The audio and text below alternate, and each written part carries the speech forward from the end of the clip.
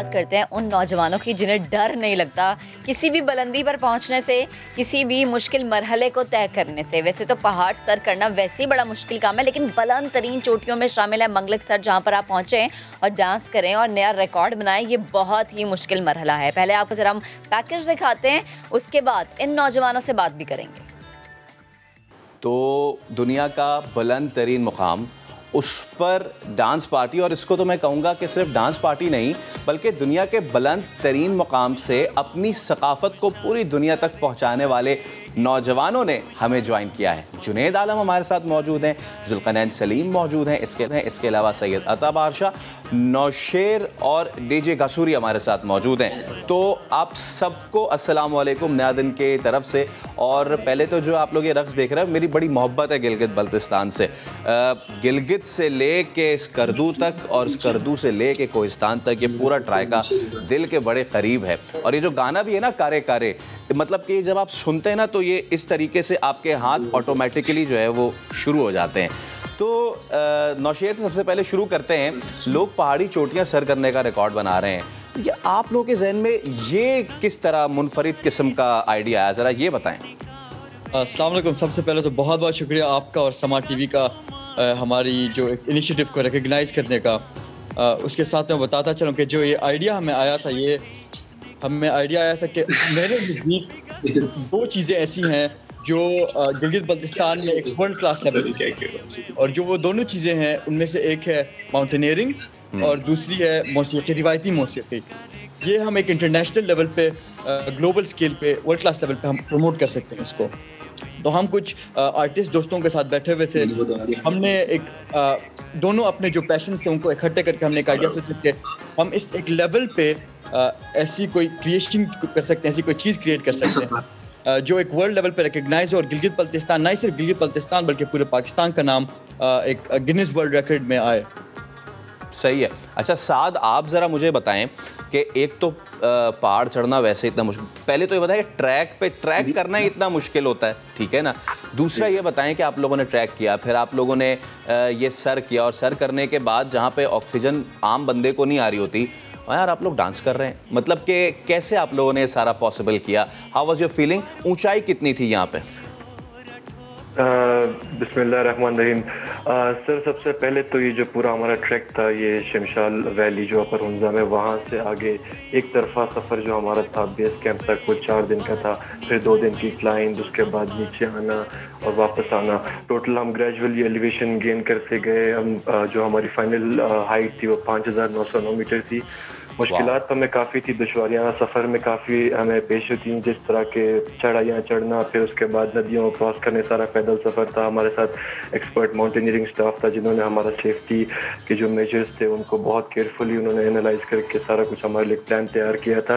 दुश्वारियाँ काफ़ी थी उस हाइट पर, ऑक्सीजन हमें बहुत कमी महसूस हुई, मतलब हाइट सिकनेस, नोजिया और ये सारी चीज़ें थी। लेकिन अगेन हमारा एक गोल था, हमारा एक मकसद था जिसको हम पूरा करने के लिए निकले थे। हमारी पूरी टीम पुरअज़्म थी, हौसले हमारे बुलंद थे। तो अल्हम्दुलिल्लाह एंड पे सब कुछ हमारा जो हमारा मिशन था, हमारा मकसद था, वो पूरा हो गया। अच्छा, ये लोगों को बताने के लिए कि जो हम कहते हैं ना 5000 मीटर, 6000 मीटर, इनको अगर आप फीट में कन्वर्ट करें, 16000 फीट पे ये लोग वहाँ पे डांस कर रहे थे।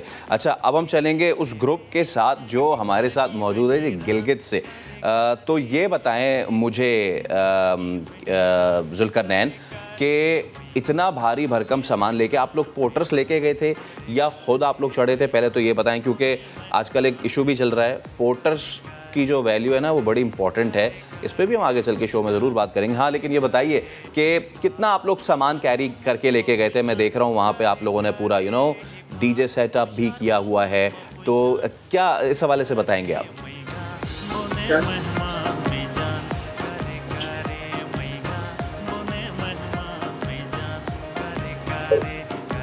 जुल्करनैन, आप मुझे सुन सकते हैं?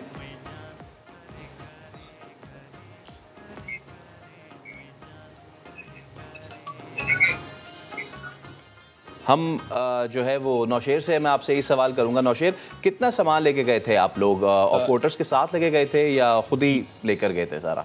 जी सर, हमारे साथ काफ़ी इस हाइट पे क्योंकि हम एक प्रॉपर एक गिनेस वर्ल्ड रिकॉर्ड अटेम्प्ट थी, तो इसके काफ़ी वेरिएबल्स जिसमें रिक्वायर्ड थे, स्टिकर्स वगैरह चाहिए थे, वो सारे हमारे पास अवेलेबल थे।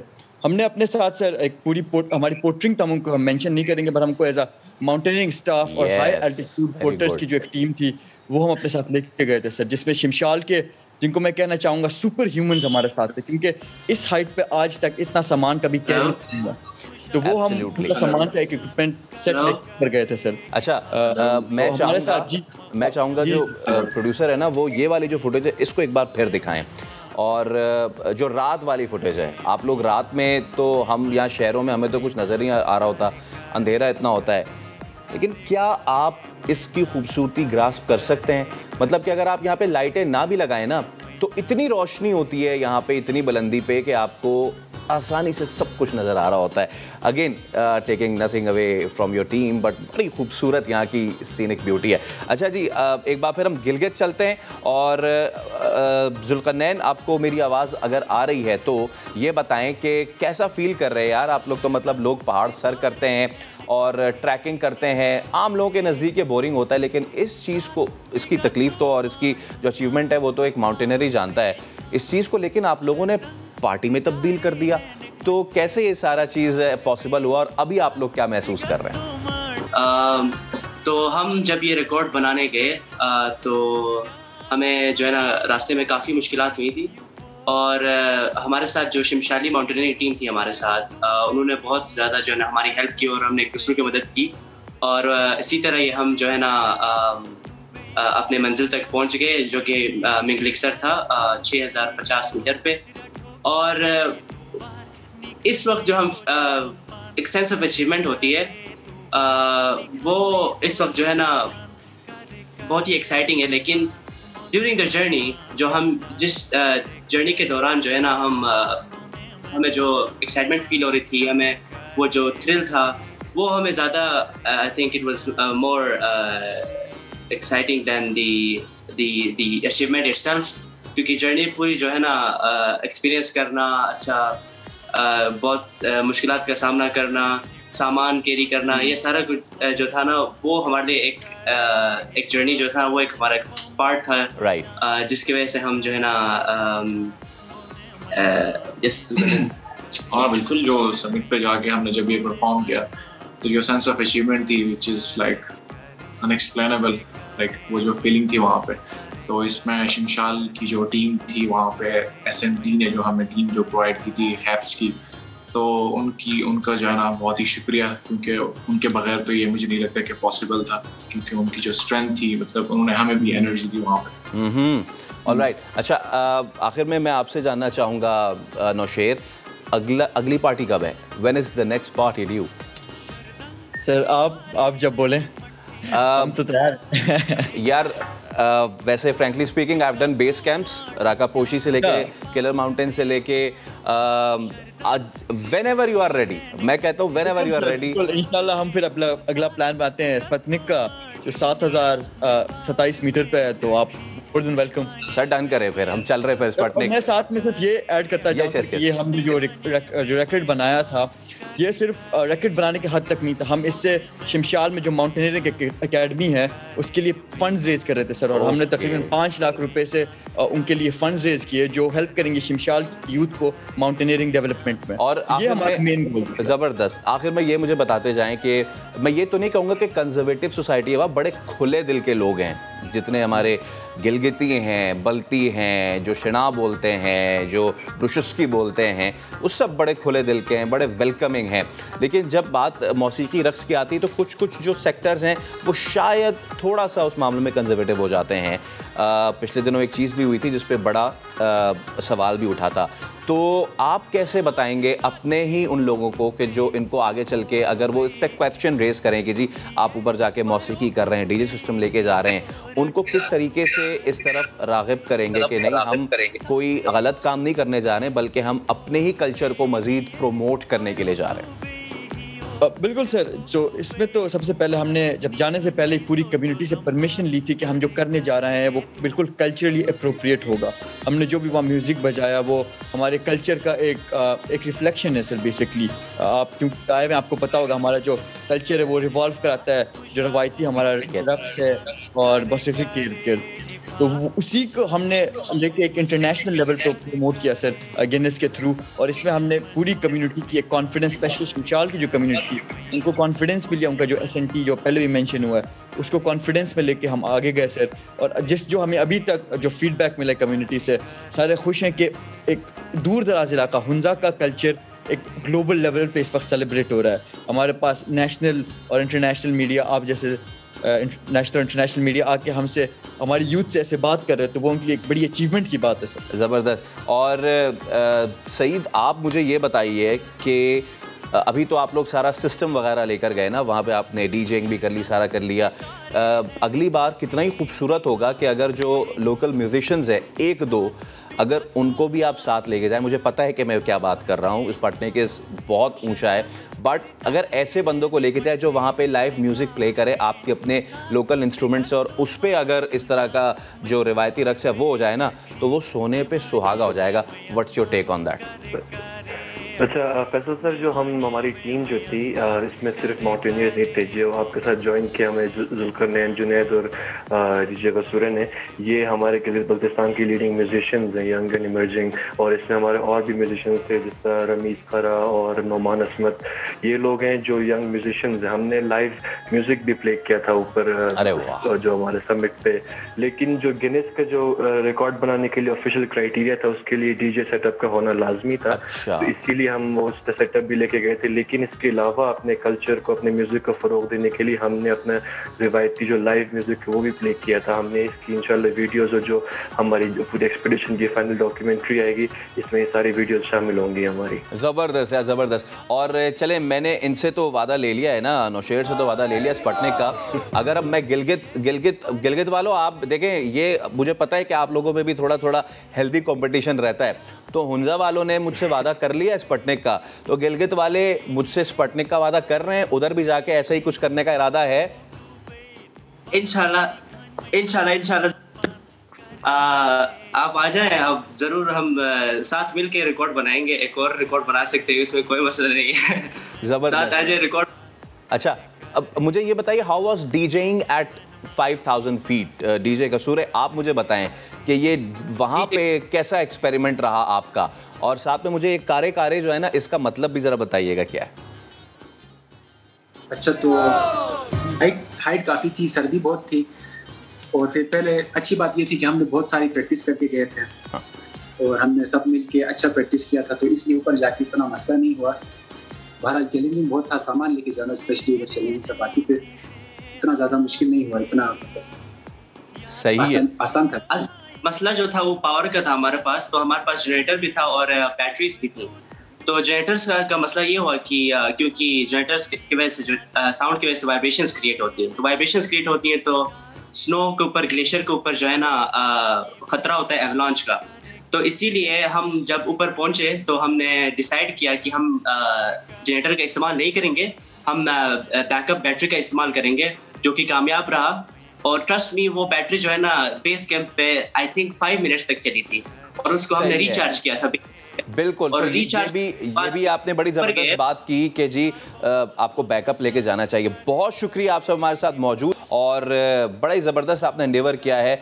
देखते ये हैं कि अगली पार्टी कब है, और जब होगी तो तमाम तर लोगों को भी हम बताएंगे।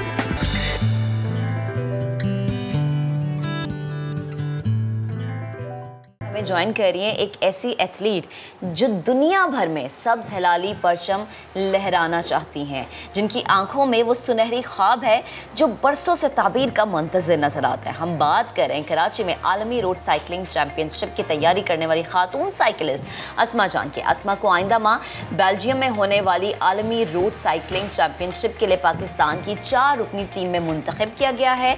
अस्मा के नाना तकसीम हिंद से पहले पंजाब के चैंपियन साइकिलिस्ट थे फैसल। और क्या ही ज़बरदस्त बात है कि ओलंपिक्स में भी वो ब्रिटिश इंडिया की नुमाइंदगी करने वाले थे, बट हुआ ये कि शुरू हो गई सेकेंड वर्ल्ड वॉर।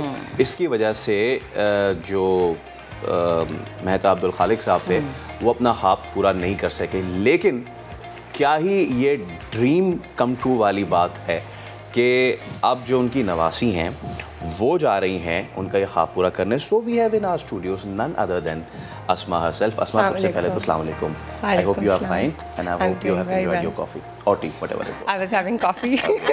अच्छा, तो अस्मा, सबसे पहले हम ज़रूर इस पर बात करेंगे क्योंकि ये स्टोरी सिर्फ ये नहीं कि you are going to eat और आप पाकिस्तान का परचम जो है उसको बुलंद करने जा रही हैं, लेकिन इससे जुड़ी जो आपकी पर्सनल स्टोरी वो बड़ी ज़बरदस्त है। बट लेट्स स्टार्ट ऐसे कि क्या आपकी तैयारी है, कैसी चल रही है और क्या आपकी टीम कंप्राइज करती है, और ये championship how is it different from other cycling championships? देखिए, we are 4 people, 2 men and 2 women हमारा इंतखाब हुआ है पाकिस्तान की नेशनल साइकिलिंग टीम में पहली दफ़ा। तो ये बहुत बड़ी बात है कि साइकिलिंग टीम का पहली दफ़ा एक इंटरनेशनल इवेंट के लिए जो वर्ल्ड चैम्पियनशिप्स हो रही हैं उनमें हमने क्वालिफाई किया और हमारा 4 लोगों की जो टीम है उसका इंतखाब हुआ है। उसके अंदर कंज़ा मलिक शामिल हैं जो she is the current reigning national champion also of the road cycling. Ali Ilyas हैं who is also the reigning national champion. उसके बाद मैं हूँ, I am the road cycling gold medallist. मैंने अभी जो पास्ट नेशनल चैम्पियनशिप्स में गोल्ड मेडल हासिल किया था रोड साइकिलिंग में। और खलील अमजद साहब हैं and he is also extremely very very competitive cyclist. So ये बहुत ही, I would like to give credit to the Pakistan cycling federation जिन्होंने बहुत ही ट्रांसपेरेंट तरीके से हमारे ट्राई आउट्स होल्ड किए हैं और this is a very merit based team. Competitive तो I think it goes a long way to show कि बिल्कुल एक कम्पेटिटिव तरीके से हमारी टीम सिलेक्ट हुई है and we are going to for the first time compete in a international event in the World Championships. तो बड़ी अच्छी बात है, जैसे आपने कहा ना कि फर्स्ट टाइम, तो मैं बार बार एक चीज़ जहन में आ रहा है कि अच्छा, हम जब टीवी पे देखते हैं हमें बड़ा आसान लगता है साइकिल चलाना, ओके ठीक है, लेकिन जब हम अपनी सोसाइटी को देखते हैं ये बातें बड़ी सुनने में आती हैं। खातून है, बीइंग अ वुमेन, आप साइकिल चला रहे हैं और आप इंटरनेशनल लेवल पे पाकिस्तान को रिप्रेजेंट कर रहे हैं। कुछ लोग हमारी सोसाइटी की जो हैं उन्हें ये भी चीज़ अच्छी नहीं लगती, लेकिन ऐसे चैलेंजेस आपको फेस करना पड़े होंगे, कुछ ऐसी बातें, कुछ ऐसे कॉमेंट्स लोगों के? बहुत ज़्यादा, बिल्कुल। बट मेरे लिए ये इतनी बड़ी बात नहीं है साइकिलिंग करना, because I come from a background of polo. मेरी फैमिली में मेरे अब्बू भी, मेरे भाई, अभी तक मेरे भाई भी पोलो खेलते हैं and I was also a polo player.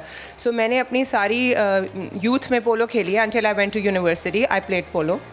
सो मेरे लिए साइकिलिंग करना तो कंपेयर टू पोलो बहुत आसान काम था। बहुत आसान काम है। Riding a horse more difficult than riding a bike basically. Exactly.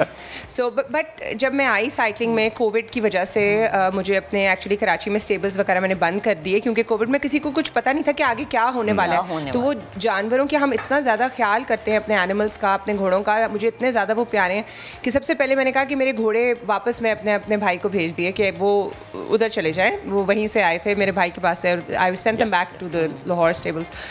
सो उसके बाद सब कुछ जब बंद होने के बाद एवरीथिंग हैड शट डाउन और कोई एक्सरसाइज का बच्चों के लिए या मेरे लिए कोई और एवेन्यू नहीं था, तो लोग सड़क पे निकल आए साइकिल्स लेके। तो ये कराची की बहुत अच्छी बात थी कि इसी दौर में ख़वातीन भी बहुत सारी साइकिल लेके ही निकली हैं। बट दैट्स नॉट टू से कि जब मैं साइकिलिंग करने ट्रेनिंग में जाती हूँ तो मेरे साथ काफ़ी ज़्यादा बदतमीज़ी होती है स्ट्रीट पे, because it is a road cycling sport. तो लोग जैसे बहुत करीब आके वीडियो लेना चाहेंगे या कुछ बात, तो वो डेंजरस होता है हमारे लिए बहुत ना। अगर हम बहुत ज़्यादा power based cycling structure training करें और हमारे पास अगर लोग आके हमें कुछ कहते हैं तो दैट इज़ डेंजरस, लेकिन मैं ट्राई करती हूँ कि उसको इतनी तवज्जो ना दूँ। यहीं से मैं अगला सवाल पे करना चाहता हूँ। You talked about the training. जी, कितनी विगरस होती है ट्रेनिंग? बिकॉज जस्ट कल ही I was watching a video of the triathlons जो होते हैं यूएस में। मतलब उसमें स्विमिंग भी होती है, उसमें साइकिलिंग भी होती है एंड देन रनिंग भी होती है, but cycling is one of the most important components. तो क्या आप लोगों की ट्रेनिंग्स होती है, कितने घंटे आप लोग इस पर लगाते हैं? एंड जो मैं ज़्यादा एक्साइटेड हूँ जानने के लिए वो ये कि यार क्या डाइट होती है आप लोगों की? देखिए, I start with the training. बहुत ज़्यादा हमारी इंटेंस ट्रेनिंग होती है. So it is done at least 6 times a week. हम लोगों को 2 से 2.5 घंटे की ट्रेनिंग करनी होती है हर रोज़. It is based on a structured training programme. उसमें हमारी टेम्पो राइड्स भी होती हैं जिसमें हम तेज़ आहिस्ता जाते हैं. फिर हमारी हाई पावर पे भी होती हैं राइड्स, और कई राइड्स होती हैं जो बिल्कुल ईजी होती हैं.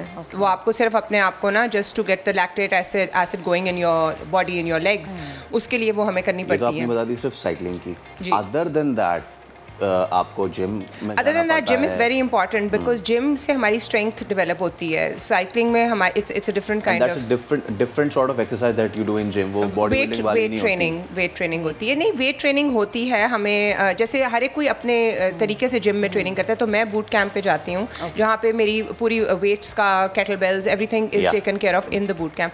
लेकिन दूसरे साइकिलिस्ट जिम में भी जाते हैं, उनके पर्सनल ट्रेनर्स भी होते हैं. तो this is a very important part of cyclist के. एक दिन में आप 2-2.5 घंटे साइकिलिंग का कर लें और 1 घंटा जिम. 1 घंटा gym, that's 3 to 4 hours of daily thing. That is the commitment which is required. खाने पीने पे कंट्रोल. अच्छा, सो डाइट में ये होता है साइकिलिंग की कि हमें कार्ब्स चाहिए होते हैं. And that is what comes in very handy to burn the carbs and to power उसी से आएगी. तो we have to eat to burn. तो ये बहुत मुझे अच्छा लगता है साइकिलिंग में. मुझे बहुत खाने का शौक है, माशाल्लाह बहुत शौकीन हूँ. And that is what actually comes in handy as far as I am concern. क्योंकि बिकॉज आई ईट वेल और मैं डाइटिंग मैंने कभी भी नहीं की, तो मेरे पास रिजर्व्स होते हैं कि मैं बर्न करके उसको to convert it into power. That's a motivation. But talking about motivation now, just one last question. वो ये कि आप अपने नाना का ख्वाब पूरा करने जा रही हैं. That's a big thing. तो उस हवाले से अगर आप हमें मुख्तसरन बता सकें. देखिए, आपने जैसे कहा राइटफुली कि मेहता अब्दुल खालिक मेरे नाना का नाम था. And he was a champion cyclist. Gold medalist थे, पंजाब से उनका कलर था, और वो ओलंपिक्स पे जाने वाले थे जब World War II हो गई. तो वो उनका शायद ख्वाब रह गया था. सो मैंने साइकिलिंग की तरफ मेरा कभी रुझान नहीं गया, क्योंकि मैं पोलो शुरू से खेलती थी. और ये जब से ये कोविड शुरू हुआ है उससे हमने साइकिल की तरफ, तो मुझे भी लगा कि I am being guided towards, क्योंकि ये this is a process, this is a journey of my life. ये जब हम लोग मैं हज पे गई थी 2018 में, तो वहाँ पे मैंने अल्लाह से दुआ मांगी थी कि प्लीज़ गाइड मी, कि जो मेरी मंजिल है, मकसूद है, मुझे वहाँ तक ले जाए. तो उसके बाद साइकिलिंग का सामने आई मेरे, और मैं साइकिलिंग की तरफ जाने लगी. And the first indication to me was that this is a bigger thing than just becoming a cyclist was the gold medal which I got very quickly in the national championships last year. Road cycling में मेरा जो कोई भी expect नहीं कर रहा था, और करते भी नहीं है इतने नए साइकिलिस्ट से कि आपका गोल्ड मेडल आ जाएगा. लेकिन क्योंकि उसके बाद I became very very serious कि ये that I would really like to do this. And मुझे शायद एक चांस मिला है कि मैं ये ख्वाब पूरा कर सकूं. ना सिर्फ आप अपने लिए, अपने मुल्क के लिए, बल्कि जो आपका पर्सनल गोल है ना, तो उसको भी पूरा करें. Thank you so much Azma for coming to the studios. हम पूरी टीम महक को बेस्ट ऑफ लक विश करते हैं. अब इंसानी ज़िंदगी में जंगलात की अहमियत का कोई नेमुल बदल नहीं होता, क्योंकि जंगलात माहौल को साफ़ सुथरा बनाते हैं, खूबसूरत बनाते हैं. इंतहाई अहम किरदार होता है माहौल को खूबसूरत और प्यारा बनाने में. ऑक्सीजन की कमी को पूरा करते हैं, हर जानदार को ज़िंदगी बख्शते हैं, और जनाब बारिशों का सबब बनते हैं. अब पता चल रहा है फैसल कराची में बारिशें क्यों कम होती हैं. नहीं, वो छोड़ें. मैं तो जब ये मैंने देखनी शुरू की है ना फुटेज, तो आपको पता है कि मैं तो वहाँ पहुँच गया रूहानी तरीके से. मैं ये सोच रही थी कि ये ना अगली दफा जब मैं फैसल को देखूँ यहाँ से उठ के वहाँ पहुँचूँ. तो जनाब यही वजह है कि तहरीक इंसाफ की हुकूमत जो है वो शुरू से एक चीज़ पर डटी रही है. हाँ बिल्कुल, बिलियन ट्री मंसूबा हो जाए या फिर शजरकारी मुहिम हो जाए, खान साहब का बड़ा काम रहा है इस पर. इसकी अहमियत को समझते हुए हंगामी बुनियादों पर इकदाम उठा रही है तहरीक इंसाफ की government. Billion tree tsunami project हो या फिर स्मार्ट जंगल, एक के बाद एक मंसूबा जो है वो शुरू भी हो रहा है. तो इसी पर हम बात कर लेते हैं. वज़ीर जंगलात पंजाब सिप्तैन खान साहब ने हमें ज्वाइन किया है. सिप्तैन साहब, सबसे पहले अस्सलाम वालेकुम, बहुत शुक्रिया नया दिन को वक्त देने के लिए. ज़रा ये बताएं कि ये स्मार्ट जंगल है क्या, क्योंकि बहुत से लोग इसको सुनते ही कह रहे हैं यार ये जंगल और स्मार्ट, तो दोनों का कॉम्बिनेशन क्या आपस में? बिस्मिल्लाहिर्रहमानिर्रहीम. ये कल जिस तरह के सारी कौम को पता है कि प्राइम मिनिस्टर ने स्मार्ट फॉरेस्ट का संग बुनियाद रखा है, और स्मार्ट फॉरेस्ट का जो कॉन्सेप्ट है, जिस तरह कल प्राइम मिनिस्टर ने भी कहा कि जिस तरह हमने स्मार्ट लॉकडाउन की तरफ गए तो people started laughing on us कि what does that mean stop smart lockdown. तो ये स्मार्ट जंगल जो है ये तकरीबन 40 बिलियन का ये इकोनॉमी में हमारा ये बूस्ट आएगा और अप्रॉक्सीमेटली 1 मिलियन इसमें एम्प्लॉयमेंट के लोगों के मौके आएंगे, जिसमें ये एम्प्लॉयमेंट बढ़ेगी और ये एक पूरा शहर आबाद होगा जो साल से डिफरेंट गवर्नमेंट्स में एक प्रोजेक्ट करने की कोशिश कर रहे थे, बट फिर किसी में हिम्मत ना हुई और उन्होंने वो काम स्टार्ट ना किया और अल्टीमेटली पीटीआई की गवर्नमेंट ने वो काम स्टार्ट किया और इंशाल्लाह आप देखेंगे कि लाहौर के पैरेलल एक नया लाहौर बनेगा और इंशाल्लाह जो लाहौर हमारा ओवर क्राउडेड या ओवर बर्डन्ड है।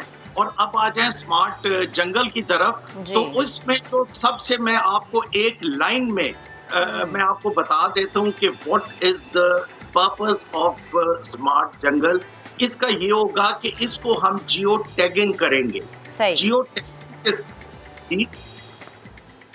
जियो टैगिंग के साथ इस पे हम सेंसर्स हमारा, इसमें मतलब ये है कि जो लेटेस्ट टेक्नोलॉजी है उसकी इन्वॉल्वमेंट होगी और अगर खुदा ना खास्ता कहीं एक दरख्त भी कटेगा तो वो सेंसर जो है, वो एंड्रॉयड फोन जो है वो आपको इतला करेगा। और इसके लिए एक चाइनीज फर्म की खिदमत दी गई है और वो चाइनीज की कोलैबोरेशन के साथ ये हमारा काम होगा। बट इसमें जो अल्टीमेट रिजल्ट होगा वो ये होगा कि दरख्त कटने वाली बात जो है वो 0% पे आ जाएगी। ठीक है। अच्छा सप्तान, जैसे आप भी जिक्र करते हैं, किसी हद तक फैसल भी दुरुस्त है। अच्छा सप्तान साहब, ये भी बताएं कि महकमा पंजाब जो है, महकमा जंगलात पंजाब जो है, ये कौन से पौधे लगा रहे हैं? क्योंकि पंजाब के माहौल को देखते हुए या हर जगह के माहौल को अगर हम मद्देनजर रखें तो पौधों की मुख्तलिफ अकसाम उन्हें सूट करती है, तो ज़रा प्लीज़ इसको भी बताएगा। हाँ जी, मैं ये भी आपको बताऊंगा कि आज से 10 साल पहले या 15 साल पहले सिर्फ आप ये बिल्कुल आप इसका मवाजना करें कि सिर्फ यूकलिप्टस लगाया जाता था। अब यूकलिप्टस ये नहीं कह रहे कि that is not environment friendly environment का नहीं है, बट इसके साथ अब हम जामन भी लगा रहे हैं, हम लिपाट भी लगा रहे हैं, एक जरूरी सिरिस होता था हम वो भी लगा रहे हैं, हम ये शतूत जिसको कहते हैं हम वो भी लगा रहे हैं, हम पिलकन भी लगा रहे हैं और हम डिफरेंट स्पीशीज लगवा रहे हैं। और स्पेशली हम उन स्पीशीज पे कर रहे हैं जो स्पीशीज पाकिस्तान में ख़त्म होती जा रही थी और जो हमारी वाइल्ड लाइफ के लिए भी फ्रेंडली थे। और देखें जब ये फ्रेंडली स्पीशीज खत्म होगी तो उसका डायरेक्टली इम्पैक्ट हमारी वाइल्ड लाइफ पे आएगा और ये छोटी छोटी चीज़ें जैसे बटरफ्लाई और ये हमारी स्क्विरल और ये ग्रास हॉपर और इस टाइप की जो चीज़ें खत्म होती जा रही थी, इंशाल्लाह उनको हमने रिवाइव करना और उनको दोबारा बिल्कुल, यानी कि बड़ा ही एक और इनकलाबी कदम होने जा रहा है। जब हम सोच रहे थे कि स्मार्ट जंगल क्या है ये, तो ये थी स्मार्टनेस कि जी हम उसको ट्रैक कर सकेंगे और जो टिम्बर माफिया है उसको कर्व कर सकेंगे। बहुत शुक्रिया आपका सिप्तान, आपसे गुफ्तगू कर रहे थे और एक ब्रेक ले रहे हैं जी। ब्रेक के उस पार हाजिर होंगे तो दीगर मज़ीद अहम स्टोरीज़ आपके साथ शेयर करेंगे। हमारे साथ ही रहिए।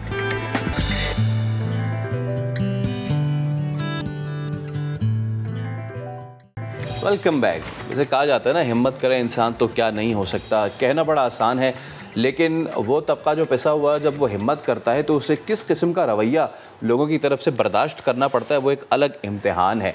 हम बात कर रहे हैं लाहौर की एक रिक्शा ड्राइवर की। ठीक है, लाहौर के नहीं, लाहौर की जो बेवा हैं, बाहिम्मत हैं, लेकिन उन्हें सड़क पर नामुनासिब रवैयों का सामना करना पड़ता है। और आप देखें कि एक खातून जो कि बेवा हैं, घर की रोजी रोटी के लिए एक ऐसा तरीका ढूंढ रही है कि उन्हें किसी के आगे हाथ हलाल तरीके से फिर उनको जो चैलेंजेस उनके सामने हैं उन पे बात करना बहुत ज़्यादा ज़रूरी है। आंसा नौरीन कहती हैं कि लोग मजबूरी को नहीं समझते, बस जुमले कसते हैं, बातें कसते हैं, उनका मजाक उड़ाते हैं। शाहीन मिसाल की हम आपको रिपोर्ट दिखाएंगे, उसके बाद हम इस मामले पर बात करते हैं। खुद औरत को मजबूत होना चाहिए और कोई किसी का कुछ नहीं बिगाड़ सकता।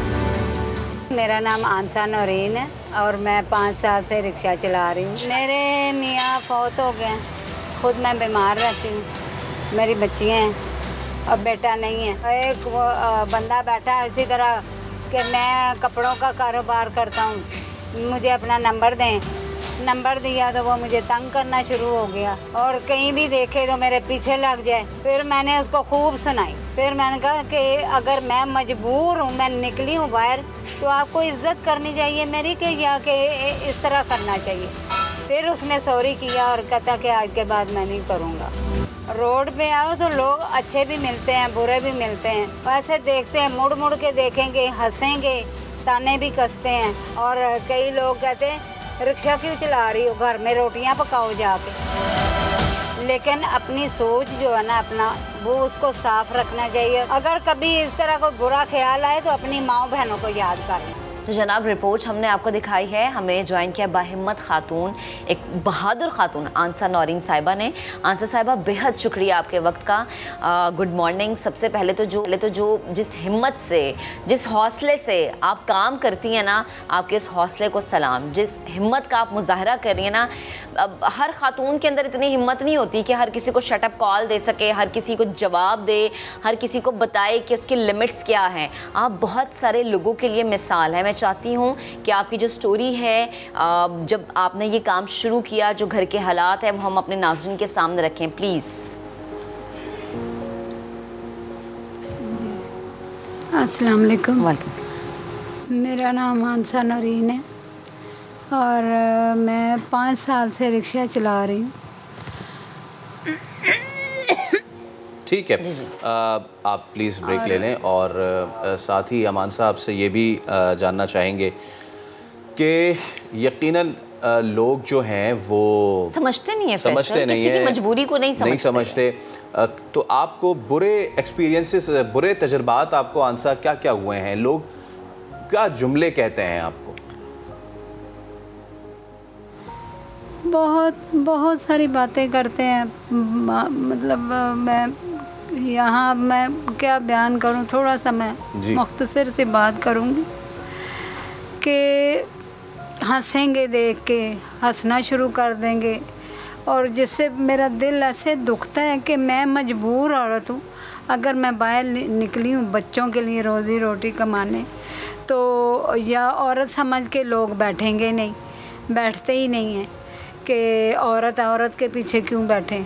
और जो पढ़े लिखे लोग हैं वो तो आके बैठते हैं, सबसे पहले बैठेंगे। और इज़्ज़त भी, दुनिया है ना, इज़्ज़त भी लोग करते हैं और कुछ इग्नोर कर देते हैं। देख के भी आंसा कुछ अपनी बातें बहुत सारी करते हैं निजी ज़िंदगी के हवाले से। ये मेरा रिक्शा मार के तोड़ा हुआ, उन्होंने इतना तोड़ा हुआ है, बहुत ज़्यादा कि मैं किसने तोड़ा? इसके बगैर मैं चल नहीं सकती, बीमार रहती। जो आसपास गुजरते हैं लोग, ये उन लोगों ने तोड़ा या कोई एक स्पेसिफिक मखसूस शख्स? जैसे आपने रिपोर्ट में भी बताया था कि कोई एक शख्स आपको कॉल कर रहा था। जी, वो कॉल करके तो मुझे तंग करता था। पहले कह रहा था कि मैं कपड़ों का कारोबार करता हूँ, तो आप मुझे अपना नंबर दें ताकि मैं आपकी हेल्प करूँगा। तो हेल्प के बजाय मेरे वो पीछे ही पड़ गया, मुझे फ़ोन करे, फ़ोन पे फ़ोन, घर पे भी फ़ोन। फिर मैंने वो मुझे मिल गया सड़क पे भी मिले तो वो तंग करे। फिर मैंने सवारियां बैठी हुई तो पर मैंने उसको खूब सुनाई। मैंने कहा मैं अगर निकली हूँ बाहर तो आपको मेरी इज़्ज़त करनी चाहिए और कि इस तरह मुझे तंग करना चाहिए। फिर कहता है कि ठीक है, मैं अब कभी नहीं तंग करूँगा। मैंने कहा मैं कितना, इस दुनिया में बहुत सारे लोग हैं, किसी और के पीछे जाओ कि मेरे पीछे। अच्छा आंसा, मैं तो खुद परेशान ये जानना चाहेंगे कि क्योंकि आप ऑलरेडी बड़ी मुश्किल ज़िंदगी गुजार रही हैं, लेकिन ये मामलात हुए कैसे? आपके जो शौहर थे उनका कब इंतकाल हुआ, किन हालात में हुआ, और उसके बाद से लेके अब तक आपने क्या क्या झेला है? पहले तो मैं घर में ही रहती थी, मुझे पता ही नहीं था कि मैंने करना क्या है। मेरे पास इतने कोई ना कुछ भी नहीं था। और दवाई के लिए पैसे, तब भी मैं बीमार थी, बच्चियां पढ़ती थी और मैं बस ऐसे ही परेशान रहती। किसी ने आस पास से कोई आके थोड़े बहुत पैसे दे जाने, अपना कोई काम नहीं आता तो किसी ने दे जाने थोड़े, उससे किधर गुजारा होता है। फिर मैं ऐसे सोचती ही रहती कि अल्लाह मेरा कोई वसीला बना दे, मेरा वसीला बना दे। ऐसे ही मैंने फिर वो देखा, ख़बर आई टीवी पे कि ये पिंक रिक्शे दे रही हैं, वो अल्लाह उनका भला करे, अल्लाह उनको ज़िंदगी दे। हमारी मैडम है, ज़ार मैडम है, ये पिंक रिक्शों वाली स्कीम जो है उनकी NGO है। तो फिर उनका मैंने मतलब उसमें देखा तो नंबर नहीं था मेरे पास। फिर वो बड़ी मुश्किल से वो नेट से निकाल के फिर मैं गई वहाँ। फिर उन्होंने बहुत अच्छा मेरे साथ मतलब वो उनका रवैया अच्छी रही है मेरे साथ। बिल्कुल आंसर साहिबा। और पता है हमारे मुआशरे में हम कहते हैं ना कि एक साइड पे तो औरत एक औरत की दुश्मन है, लेकिन नहीं, एक औरत का बहुत बड़ा सहारा भी बनती है। आप जो बता रही हैं कि जिस तरह से सड़क पे रिक्शा चलाना, ये वो ज़िंदगी है जिसमें आने वाली मुश्किलात को झेलना बड़ा मुश्किल है। कोई एक ऐसा वाक़या जो कि आपके दिल को चीर देता हो, जब भी आप सोचती हो, मतलब दिल एक सेकंड के लिए ना धड़कना रुक जाता हो कि जब वो वाक़या हुआ तो रोंगटे खड़े हो जाते हो। मैं चाहूँगी अपनी बेटी समझ के मुझे, अपनी बहन समझ के मुझे आप दिल की बात करें कि वो वाक़या जिसने आपको झंझोर डाला हो। जाहिर सी बात है हम भी अकेले अगर सड़क पे जाना इनसिक्योरिटी फील करते हैं। नहीं, ऐसा कोई वाक़या नहीं हुआ। वैसे इज़्ज़त दी है लोगों ने बहुत सारी। कई गाड़ियों वाले गुज़रते थे, सलूट करते थे मुझे, लेडीज़ भी जेंट्स भी। और कई गाड़ियों वाले इतनी बुरी गालियां दे के जाते थे और ऐसे ओवरटेक करके या कि ऐसे हारन मारने। ज़ाहिर है उधर दूसरी तरफ कोई गाड़ी है, अगर मैं नहीं उधर हो रही तो गालियां देना शुरू हो गई।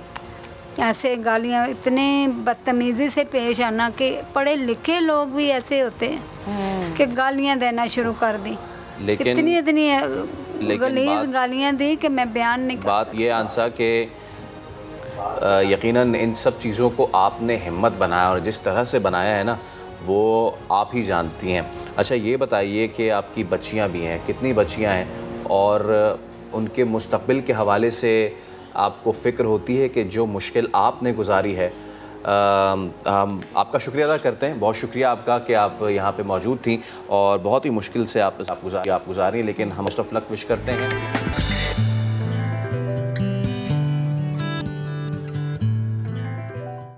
मुश्किलात की बात करें तो पाकिस्तान का एक महकमा है और उसके ओहदे पे बड़ी मुश्किलात हैं, ज़्यादा देर कोई टिक नहीं पा रहा है, बार बार तब्दीलियाँ उसमें नज़र आ रही हैं। हम बात करें चेयरमैन FBR की।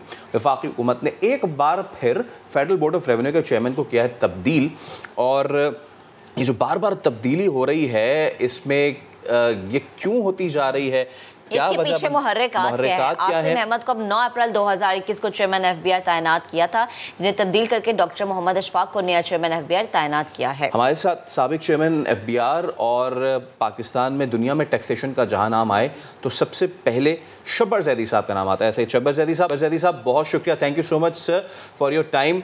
तो सबसे पहले यही बताइएगा, I have been reading your articles और आपके शोज़ में भी जितने भी आपने अब तक बात की है शब्बर साहब, ये 3 साल में 7वां चेयरमैन तब्दील हो रहा है, तो ये मसला है कहाँ? क्या ये चेयरमैनशिप का मसला है या फिर जैसे कि आप लिखते रहते हैं, बोलते रहते हैं कि ये जो वर्क फोर्स है ना, ये उसके माइंडसेट का मसला है? देखिए, पहले भी मैंने कहा है और मैं खुद भी कहता हूँ कि ये सिर्फ FBR का मसला नहीं है, ये पाकिस्तान के तमाम गवर्नमेंट का या सिविल सर्विस का मसला है कि वो आने वाले हालात जो दुनिया में अब तब्दील शुदा दुनिया है या तब्दील शुदा सिस्टम है या जो एक सही निज़ाम है उसके साथ चलने पे ट्यून नहीं है। ये इशू करप्शन का नहीं है, बल्कि ये इशू है कि जो माइंड सेट है, जिस तरीके से वो लोग काम करते हैं वो रिलेट नहीं कर पाता एक रिक्वायरमेंट से जो एक नए सिस्टम की रिक्वायरमेंट है। तो जो चेयरमैन होता है या एडवाइजर टू प्राइम मिनिस्टर होता है या इवन फाइनेंस मिनिस्टर होता है, इवन प्राइम मिनिस्टर होता है, वो फ्रस्ट्रेट हो जाता है और वो झुंझलाहट का शिकार हो जाता है और वो फिर एक, या जिस तरह मैं था, मैं वहाँ डिप्रेशन का शिकार होके या एंग्जाइटी का शिकार होके मैं वहाँ से छोड़ के आ गया। यही पोजीशन तकरीबन हर जगह पे आ रही है। और ये मैं आपको बता दूं, ये सिर्फ एफबीआर का मसला नहीं है, ये पाकिस्तान की पूरी सिविल सर्विस सिस्टम का मसला है। इसमें प्रॉब्लम दूसरी जो आ रही है वो ये आ रही है कि जो खुद सिविल सर्विस के मुलाजमीन हैं या जो लोग अफराद हैं, वो इस तब्दीली को या इस चेंज एनवायरनमेंट को कबूल करने को तैयार नहीं है। वो एक हकीकत जो बिल्कुल आश्कारा है सबके सामने, उसको मानने को तैयार नहीं है। और ये टेंशन जो है ये चल रही है सही। और जिसकी वजह से ये बार बार, क्योंकि एफबीआर में इसलिए प्रेशर आता है कि एफबीआर वाहिद इदारा है जिसकी अकाउंटेबिलिटी हर रोज शाम को हो जाती है बाय वे ऑफ कलेक्शन। जी। तो चेयरमैन प्रेशर में रहता है, एडवाइजर प्रेशर में रहता है, तो फिर वो जो जलाट आती है और ये सब चीजें जिसका नतीजा आप देख रहे हैं जो हो रहा है बेसिकली। सर, कलेक्शन की आपने बात की शबर साहब, एक बड़ा इशू आप भी लेके ये चीज़ उठे थे। अगर आज मैं ना अपना टैक्स फाइल करवाने जाऊं तो मैं जिस भी बंदे के ज़रिए करवाऊंगा सिर्फ उसको ही पता है कि मेरे पास गाड़ियां कितनी हैं, घर कितने हैं, ट्रैवल कितना किया है, जेवर कितना, पैसे कितने, ये सारी चीज़ें। यानी कि एफबीआर के टैक्स कलेक्टर के पास कोई सिंगल ऐसी इंडिपेंडेंट सोर्स नहीं है कि वो अगर तो खुदा ना खास्ता मैं कोई फॉल्सिफाइड इन्फॉर्मेशन दे रहा हूँ तो उसको वो चेक एंड बैलेंस कर सके। This is a big loop hole. तो इस लूप होल को फिल इन करने का कोई मैकेनिज्म है सर? कि यही तो इख्तलाफ की वजह बना है इस दफा। लेकिन मसला ये है कि आपने बिल्कुल सही कहा, एफबीआर के पास कोई सिस्टम नहीं है जिससे वो ये डिसाइड कर सके कि मेरे पास कितनी गाड़ी है, मैं कितना ट्रैवल करता हूँ, मेरे बच्चे कहाँ पढ़ते हैं। ये इसको हम बढ़ाना चाहते हैं टू नाजरा के नेटवर्क के साथ और डेटाबेस के नेटवर्क के साथ। उस पर एक मैं ये नहीं कहता कि एफबीआर की रेजिस्टेंस आ रही है, मगर एक माशरे में रेजिस्टेंस आ रही है और वो इसके खिलाफ खड़ा हो गए हैं। और उस चीज़ में जो कानूनी अमल दरामद करना है उस पर रुकावट हुई है, जो फाइनेंस बिल में नहीं आ सका है। तो अब वो इंशाल्लाह ताला ऑर्डिनेंस के तहत लाएंगे और इसको सही करना पड़ेगा। अगर ये आप नहीं लाए तो टैक्स के निज़ाम में कभी तब्दीली आई ही नहीं सकती, क्योंकि अफसर तो कमरे के अंदर बैठा हुआ है, या तो वो उसको पता ही नहीं है, और अगर पता भी है तो वो फिर आप पाकिस्तान के माहौल को जानते हैं, वो उसको तो ये एक इंडिपेंडेंट निज़ाम डेटाबेस का लाना पड़ेगा। इसके बगैर आप कोई टैक्स के अंदर कोई सिस्टम को चेंज नहीं कर सकते, और यही इसका सोल्यूशन है। और ये जो आपको तब्दीली नजर आ रही है, ये रुकावट किसी चीज़ की है, मुझे भी ये रुकावट थी और लोगों को भी ये रुकावट थी कि हमारा जो इकोनॉमिक ट्रांजैक्शन का डेटा है वो लिंक नहीं हो रहा एक्चुअल एफबीआर के डेटा के साथ। अच्छा, यानी कि अगर मैं इस बात से ये मानना चाहूँ कि जो एक चेयरमैन एफबीआर का इंक्लूडिंग यू जो विजन होता है वो विजन वही है जो वज़ीर आज़म इमरान खान का है, यानी कि जी टैक्स नेट को बढ़ाना है, लेकिन जो असल प्रॉब्लम आ रही है वो क्योंकि हम तो ये समझ रहे थे कि शायद कोई गवर्नमेंट टसल है, आपकी बातों से ऐसा लग रहा है कि गवर्नमेंट टसल नहीं थी, ये ब्यूरोक्रेटिक हर्डल है। और ये ब्यूरोक्रेटिक हर्डल मैक्रो लेवल पे, माइक्रो लेवल पे आड़तियों ने भी इसकी रेजिस्टेंस की हुई है सर। मैक्रो से माइक्रो लेवल तक रेजिस्टेंस ही रेजिस्टेंस है। क्या ये आने वाले दिनों में, आने वाले वक्तों में आपको जल्दी सॉल्व होता दिखता है? देखिए, मैं वही कह रहा हूँ ना कि जो आप जैसे आपने कहा कि 7 चेयरमैन तब्दील हुए, तो ये इस चीज की निशानदेही है कि जो ऊपर वाला आदमी है, जैसे प्राइम मिनिस्टर है या फाइनेंस मिनिस्टर है, वो मुतमईन नहीं है। लेकिन या तो वो मुतमईन हो जाए कि ठीक है, वो छोड़ दे इस चीज को, वो इस जद्दोजहद को छोड़ दे। मगर बार बार अगर वो बॉलर चेंज कर रहा है तो इसका मतलब है कि उसको इस बात का एहसास है कि ये चीज सही नहीं हो रही और इसको करना पड़ेगा। तो जो नीचे वाले लोग हैं उनको ये बात रियलाइज करनी पड़ेगी और हमें एज ए माशरा इसका साथ देना पड़ेगा कि देखें ये जो आपका पुराना सिस्टम है, और ये मैंने आपको जिस तरह कहा, ये मसला एफबीआर का नहीं है, ये गवर्नमेंट के तमाम सिस्टम का मसला है। ठीक है। अच्छा शब्बर साहब, जैसे आपने खान साहब की बात की है, तब्दीली की भी बात की है, तो मैं चाहूँगी कि तब्दीली सरकार का ज़रा यहाँ पे जिक्र हो जाए। आप मुआशी मैदान में इमरान खान साहब की काविशें या जो पॉलिसीज़ हैं उनको 3 साल के, अगर हम सारी चीज़ों को सामने रखें तो इमरान खान के 3 सालों को आप किस तरह से देखते हैं?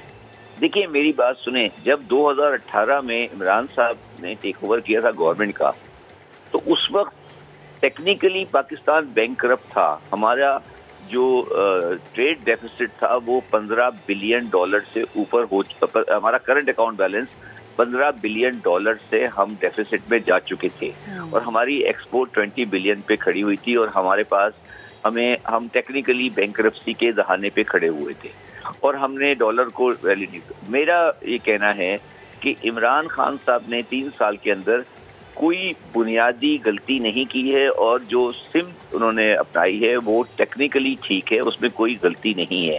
अब और उस दौरान में आपने कोरोना भी देखा। मैंने कल भी एक ट्वीट किया था और मैंने इसको कहा था कि मैं ये एक्सपेक्ट कर रहा हूँ कि 2021 और 2022 जो कि जून 2022 में एंड होगा, उसमें हमारा जीडीपी ग्रोथ रेट तकरीबन 4.5 से 5% के आसपास, 4.5 से 5 के दरमियान एक्सपेक्टेड है अगर एग्रीकल्चर ने हमारा साथ दिया। तो अगर हम 4.5 से 5% जीडीपी ग्रोथ कर रहे हैं तो ये मतलब एक मजबूती की तरफ हमारा रुझान है। तो ये एक अच्छी गवर्नमेंट है, मैं इसको ये कह सकता हूँ, ये एक बेहतर गवर्नमेंट है। और इसमें आप ये भी चीज़ नोट करें कि अभी तक 3-3.5 साल के अंदर आपको कोई माशी स्कैंडल नजर नहीं आया है।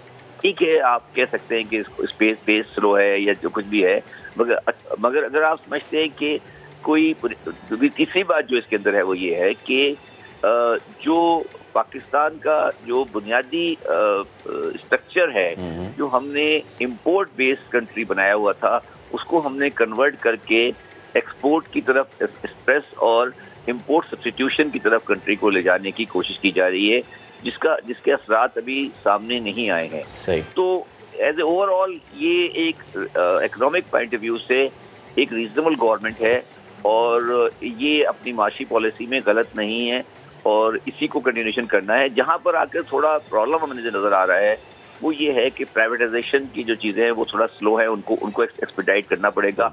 और again coming back to the main thing, ये जो सिविल सर्विस रिफॉर्म है जिसमें एफबीआर और ये है, इसमें मेरा ये सिर्फ खास आपको मशवरा ये है कि हमने मीडियम पेसर लगाए हुए हैं, मगर इसके अंदर हमें फास्ट बॉलर लगा के इसको वंस फॉर ऑल इसको गिराना पड़ेगा। ये सिस्टम चल नहीं सकता। सर, आप you yourself being a tax teacher, हमने देखा कि आपने रेवेन्यू कलेक्शन की बड़ी कोशिश की। 23 है मेरे ख्याल से, please correct me if I am wrong, जो हमारे टैक्स कलेक्टर्स हैं 23 हैं, और आप इस पे भी बार बार कहते रहे हैं कि जी जितना पूरी वर्कफोर्स है मुझे उतनी नहीं चाहिए, मुझे 4000 बंदे दे दो, मैं उसके साथ ही काम चला लूँगा। लेकिन सर एक चीज़ जो हम आपकी गुफ्तगू आपके आर्टिकल से अखज़ हमने किया है कि ब्यूरोक्रेटिक प्रेशर और हर्डल्स तो हैं ही, लेकिन प्रॉब्लम कॉमन मैन में भी है। वो कॉमन मैन जो आड़ती है हमारा, उसमें भी बड़ी प्रॉब्लम है। आपने कोशिश की थी उनको रजिस्टर करने की, लेकिन हुआ ये कि वो उन्होंने स्ट्राइक पे चले गए।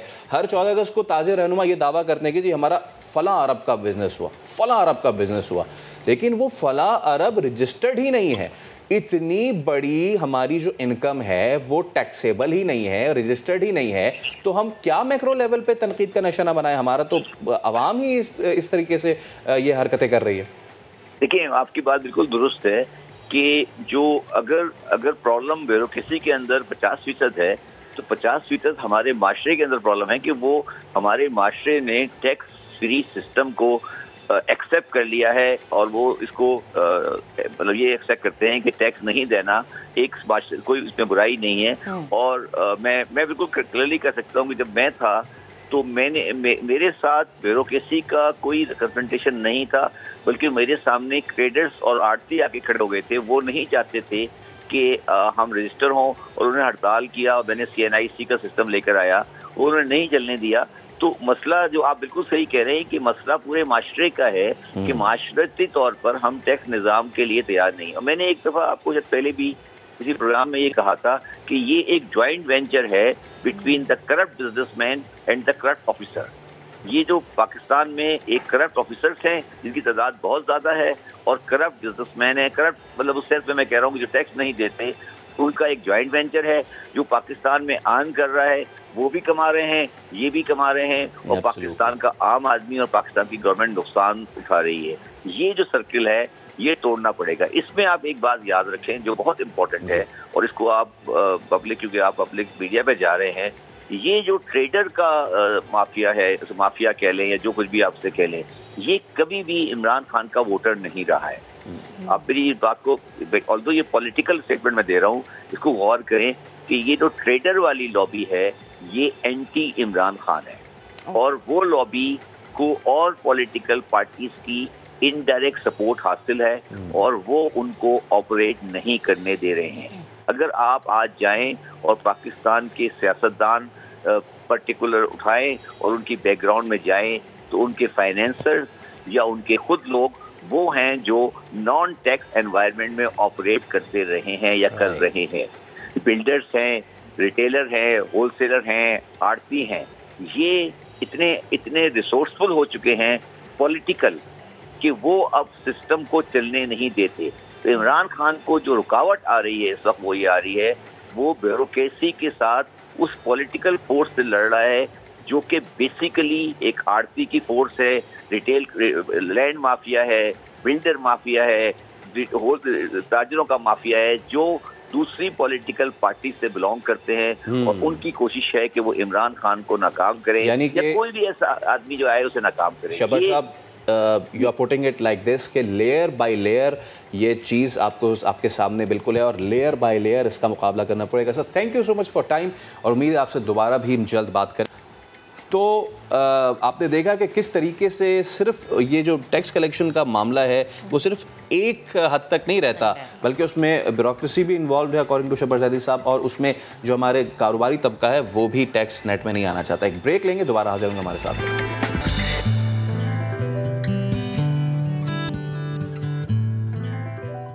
आप भी टर्किश ड्रामों की बड़ी फैन है ना? बिल्कुल, मैंने तो वो देखा था एर्तुल गाजी और बाकी उनके नाम पता नहीं ले सकती हूँ और मैंने सारे टर्किश ड्रामे और ये कितनी अच्छी बात है कि इन ड्रामास के ज़रिए, इन प्रोजेक्ट्स के ज़रिए हम उन मुस्लिम हीरोज़ को अपने लोगों तक पहुंचा रहे हैं कि लोग जिनके बारे में ना नहीं जानना चाहते हैं, लेकिन आई थिंक शायद उन्हें आइडिया भी नहीं है फैसल कि हमारी तारीख इतने हीरो से भरी पड़ी है। इतनी बेहतरीन तारीख है हमारी और ऐसी ही तारीख का एक तारीखी नाम, ना सिर्फ सलेबी जंगों का फातेह बल्कि वो अजीम मुस्लिम सिपह सालार के जिसने 6 लाख सलेबी सिपाही मारे और सिर्फ तलवार और ढाल से नहीं बल्कि अपनी जहन से, फहमो फरासत से। इसके अलावा मिस्र को फतह किया और इसके अलावा जो सबसे बड़ा जिसको कहते हैं ज्यूल इन द क्राउन वो है बैतुल मक़दस की फतह। सलाहुद्दीन अय्यूबी अजीमुशान कारनामा इन्होंने सरअंजाम दिया था। मस्जिद अक्सा में जब वो दाखिल हुए थे तो वो मनाजिर भी बहुत ही ज़बरदस्त थे और वहाँ दाखिल होकर नूरुद्दीन जंगी का तैयार करदा मिंबर अपने हाथ से उन्होंने मस्जिद में रखा था। तो जैसे कि आप कह रहे हैं कि महक के एर्तुगरुल गाजी की तर्ज पे ही जो है ना वो इनका ड्रामा बनने जा रहा है। आज तक तो वो हुए थे, देखिए ना आगे ना एर्तुगरुल गाजी खूबसूरत, आज तक तो मूवीज बनी है। और ये बड़ी मशहूर मूवी का ये जो हम क्लिप भी दिखा रहे हैं, बहुत मशहूर मूवी का ये क्लिप है जिसमें बहुत अच्छा पोर्ट्रे किया है। वैसे हॉलीवुड से आप एक्सपेक्ट नहीं करते बट इस मूवी में बड़ा ज़बरदस्त पोर्ट्रे किया है सलाहुद्दीन अय्यूबी के कैरेक्टर को। सीरीज बनेगी उसमें अब क्या क्या हमें चीज़ें देखने को मिलेंगी। हमें ज्वाइन किया है पाकिस्तानी कंपनी के प्रोड्यूसर काशिफ अंसारी साहब ने। काशिफ साहब बेहद शुक्रिया आपका वक्त देने के लिए, गुड मॉर्निंग। सबसे पहले वही बेसब्री वाली बात जिसका जवाब शायद हर कोई जानना चाहता है मुझ समेत कि कब से इस ज्वाइंट वेंचर पर काम शुरू होगा? बिस्मिल्लाहिर्रहमानिर्रहीम। सबसे पहले तो आप लोगों का शुक्रिया कि आपने मौका दिया अपने एक मशहूर शो में। मैंने बड़ी तारीफ सुनी आपके शो की। मैं बस चंद घंटे पहले ही तुर्की से वापस ह्यूस्टन टेक्सास पहुंचा हूं और आपके सवाल का सिंपल सा जवाब यह है कि इस पर काम शुरू हो चुका है और इंशाअल्लाह ताला अक्टूबर के एंड में हम इसकी कास्टिंग करेंगे पाकिस्तान में इंशाअल्लाह और उसी वक्त तुर्की में भी शुरू हो जाएगी जो स्क्रीन टेस्टिंग होती है, ऑडिशन होता है। अप्रैल के एंड में या मई के पहले हफ्ते में, रमज़ान के पहले मेरे ख्याल अशरे में आपको इसकी पहली किस्त टेलीविज़न पे नज़र आई। ज़बरदस्त। काशिफ साहब ये बताइएगा कि जो प्रोटैगनिस्ट होता है ना वो सबसे अहम उसका किरदार है, तो कौन है आपकी नज़र में, आपके जहन में? क्या पाकिस्तान से कोई अदाकार सलाहुद्दीन अय्यूबी का निभाएगा या फिर कोई तुर्क अदाकार होगा? देखिए, पहली चीज़ तो मैं यहाँ थोड़ी तस्दीक कर दूँ, वो कहते हैं ना अंग्रेजी में विद ऑल ड्यू रिस्पेक्ट, ये कोई ड्रामा नहीं है। आप लोगों ने अब तक बेशुमार तुर्की ड्रामे और पाकिस्तानी ड्रामे और यहाँ के और वहाँ के ड्रामे देखे होंगे, मैंने भी देखे हैं, लेकिन पहली चीज तो ये दिमाग में अच्छी तरह बैठा ले कि ये कोई ड्रामा नहीं और ना बिजनेस का कोई प्रपोजिशन है या किसी किस्म का कोई बिजनेस वेंचर है कि जिसके अंदर मुझ जैसे डॉक्टर, जिसमें मैं खुद भी एक डॉक्टर हूँ, डॉक्टर जुनैद अली शाह, और तो मशहूर ऑर्थोपेडिक सर्जन है पाकिस्तान के, वो मेरे पार्टनर हैं। तो हम लोग जो इसमें शामिल हुए हैं, ना तो हम बिजनेस के लिए आए हैं और ना हम कोई ड्रामा बना रहे हैं, क्योंकि अगर हमें बिजनेस करना होगा तो हम वही काम करेंगे जिस काम के लिए हमने तालीम हासिल की है, और वो डॉक्टरी का है। मैं अमेरिका में डॉक्टरी करता हूँ, शाह साहब पाकिस्तान में डॉक्टरी करते हैं। और अगर ये ड्रामा बनाना होगा तो ड्रामे के तो बड़े मजीद टॉपिक्स भी मौजूद हैं और मामलात भी हैं और प्लेटफॉर्म भी हैं। ये एक मिशन है, ये एक तहरीक है, ये एक सोच है, और ये वो सोच है कि जो पिछले 856 बरसों से सलाहुद्दीन अय्यूबी के जाने के बाद दफन होके रह गई है। और अलमिया ये है कि गैर मुस्लिमों को तो छोड़ ही दिया जाए, इवन हमारी 10, 20, 22 नस्लें जो इस दौरान गुजर गई हैं, उन नस्लों सुल्तान सलाहुद्दीन अय्यूबी के बारे में नहीं पता। और पिछले 40-50 बरसों में जो कि मगरबी मीडिया ने मुसलमानों के साथ और ख़ास तौर पे इस्लाम को लेकर के जो मजाक उड़ाया है और जो उसकी तस्दीक की है, हम सिर्फ ड्राइंग रूम में बैठ के और अपने चाय खानों में बैठ के उनको बुराइयां करना और रोडों पे निकल के प्लेकार्ड ले जाना और टायर जला देना और फला मुल्क का जला दो और फला मुल्क के खिलाफ नारे लगा दो, इस हमने पिछले 40-50 बरसों में बहैसियत एक मुसलमान कुछ भी नहीं किया। तो असल मकसद है इस पूरे प्रोग्राम का, इस पूरी तहरीक का, इस पूरे मिशन का, वो ये है कि पूरी दुनिया को ये दिखाना है कि मजहब आपको एक दूसरे के करीब लाता है, ना कि दूर ले जाता है। और इस्लाम वाहिद मजहब है कि जिसमें के अक़लियतों के हुकूक, उनकी मौजूदगी और उनकी जो उनके मजहब के हिसाब से जो तालीमात हैं उन पर अमल करने की मुकम्मल गारंटी देता है। और जो सालों तक सबसे पहले मेरे नबी पाक सल्लल्लाहु अलैहि वसल्लम ने मदीना की रियासत में करके दिखाया, फिर उसके बाद खुलफाए राशिदीन ने, हजरत उमर फारूक का ज़माने को हम नहीं भूल सकते, हजरत अली के ज़माने को हम नहीं भूल सकते, इसी तरह उसको कंटिन्यू करते हुए सुल्तान सलाहुद्दीन अय्यूबी ने कई दहाइयों तक इस चीज़ को प्रैक्टिस किया, इस चीज़ को दिखाया। और जिस वक्त वो जिस तरह से आपने अर्ज़ किया फैसल भाई, आपने फरमाया कि वो जब एंटर हुए बैतुल मुक़द्दस में तो वहाँ पर क्रिश्चियन औरतें अपने सरों को गंजा कर रही थी, अपने चेहरों को ढांप रही थी और खामोशी से शहर से फरार होने की कोशिश कर रही थी। तो इन्होंने एक औरत का हाथ पकड़ के ये कहा कि मैं सुल्तान सलाहुद्दीन अय्यूबी हूँ और मेरा ताल्लुक इस्लाम से है, मैं उस नबी को मानता हूँ जो अक़लियतों के हुकूक की ज़मानत देता है।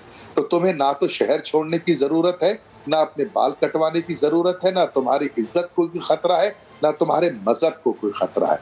आज ज़रूरत इस अमर की है कि पूरी दुनिया ये जान ले कि अगर सलामती चाहिए, अगर तुम्हें तहफ़्फ़ुज़ चाहिए, अगर तुमको अपनी इंसाफ चाहिए, तो फिर कुरान और सुन्नत और अल्लाह के रसूल के बताए हुए तरीक़ों के मुताबिक ज़िंदगी को गुजारो, और वही चीज़ है।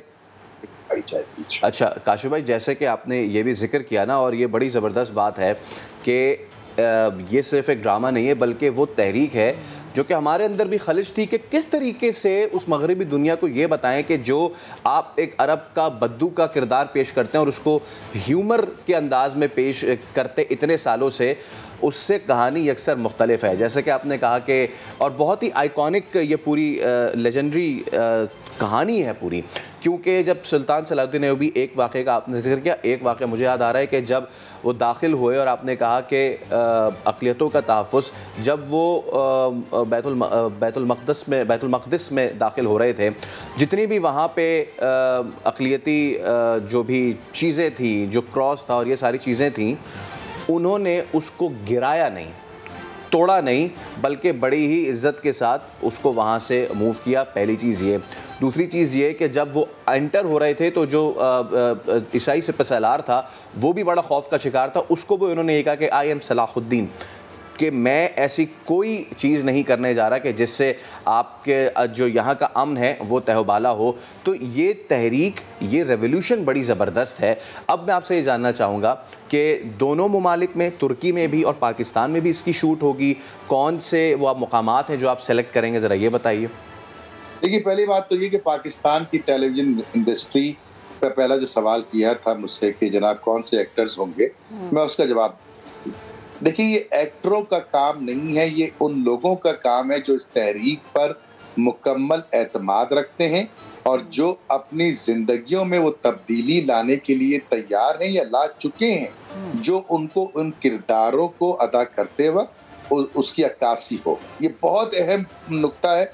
इसको आप जैसे समझदार लोग और आपके सुनने वाले और समझने वाले, देखने वाले लोगों की समझ में शायद ये बात बहुत अच्छी तरह आएगी कि ये एक ड्रामा सीरियल नहीं है। ये उन लोगों को जो आपने फरमाया कि कहाँ कहाँ इसकी शूटिंग होगी और कौन कौन से एक्टर्स होंगे, पहला पूरा सीरियल तुर्की में शूट होगा। उसके लिए से एक फिल्म सिटी तैयार हो रहा है इंशाल्लाह। उसके लिए जगह हम कुछ जगह दो तीन जगह मैं देख कर आया हूँ। डॉक्टर शाह भी मेरे साथ थे और हमने कल ही देखी है बल्कि वो, और बकिया 12-13 जगह और देखनी है जो आइंदा 15-20 रोज के अंदर उसमें से एक फाइनल कर देंगे। वहां पे बकिया फिल्म सिटी तैयार होगा, सेट तैयार होगा इंशाल्लाह। और आपको हैरत होगी ये सुन के कि 2 से 3 महीने में ये काम मुकम्मल हो जाएगा इंशाल्लाह। मतलब सेट बनने का। अब जहाँ तक एक्टर्स का ताल्लुक है उसमें ज्यादातर तुर्की के एक्टर होंगे। पाकिस्तान से हम ओपन मेरिट के ऊपर ऑडिशन लेंगे और उन लोगों को जो इस सुल्तान सलाहुद्दीन अय्यूबी की रूह को समझते हैं, इस पूरी तहरीक की रूह को समझते हैं, वो हमारे इस ड्रामे का मेगा प्रोजेक्ट का हिस्सा होंगे इंशाल्लाह। मैं अल्लाह पे ईमान रखते हुए इस बात को आपको बता दूं कि पाकिस्तान नहीं बल्कि दुनिया की तारीख का ये सबसे बड़ा ड्रामा होगा इंशाल्लाह, क्योंकि इसका मकसद बड़ा है। मकसद है कोएग्जिस्टेंस, मकसद है कि आओ कॉमन ग्राउंड्स पे बात करें, आओ मोहब्बत की बात करें। तुम किसी और मजहब को पूछते हो, कोई मसला नहीं है, हम किसी और मजहब को मानते हैं, कोई इशू नहीं है, लेकिन कुछ तो ग्राउंड्स हमारे कॉमन है ना। आओ हम उन ग्राउंड बात करें, हम एक साथ जिंदा रह सकते हैं ना, हम एक दूसरे की इज्जत कर सकते हैं ना। इंसान का खून इंसान का खून। बिल्कुल। और काशिफ साहब, इस चीज़ की इस वक्त में बड़ी ज़रूरत है। क्योंकि इस वक्त जो माहौल हम देखते हैं ना कि हर कोई एक दूसरे का दुश्मन बना नजर आता है, तो अभी के टाइम पे इस तरह की चीज़ों की बेहद ज़रूरत है। बहुत शुक्रिया गुफ्तगू कर रहे हैं और इंशाल्लाह बहुत जल्द हम अपनी टीवी स्क्रीन पर इस मिशन को और इस सोच को फैसल देख पाएंगे। अभी एक ब्रेक लेते हैं, ब्रेक के बाद दोबारा हाजिर होंगे, बहुत सारी बातें करेंगे।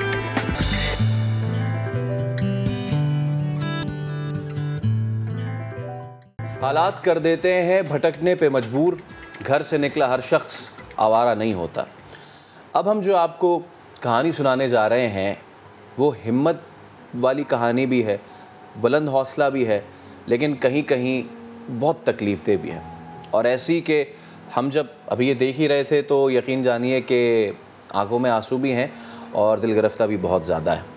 ये लाहौर की एक रिहायशी हैं, ये मेडिकल की तालिबा हैं और ये बेरोज़गारी के बायस क्या काम कर रही हैं, जोकर का रूप उन्होंने धारा हुआ। और मैंने अपनी ज़िंदगी में पहली दफ़ा किसी खातून को इस तरह के रूप में देखा, क्योंकि हमेशा मैं मर्दों को देखा ना कि मर्द हमें इस तरह से जोकर के रूप में नज़र आते हैं। उनकी भी ज़िंदगी आसान नहीं होती है, लेकिन आप देखिए खातून वो मतलब उनकी मुश्किलात का शायद हम लफ्ज़ों में अहाता नहीं कर सकते। इन्होंने पहले मास्क लगाया ना, ये हंसता हुआ मास्क है, लेकिन इस हंसते हुए मास्क के पीछे जो उदास चेहरा था, उसको हमारी तो दुआ है, कोशिश है कि खुदा ताला जल्द अज जल्द इनकी परेशानी दूर करे। परेशानी ये है कि इनका नाम साइमा, इनके वालिद का इंतकाल हो चुका है और तमाम तर जो घर की जिम्मेदारी है अब साइमा के कांधों पे आ चुकी है।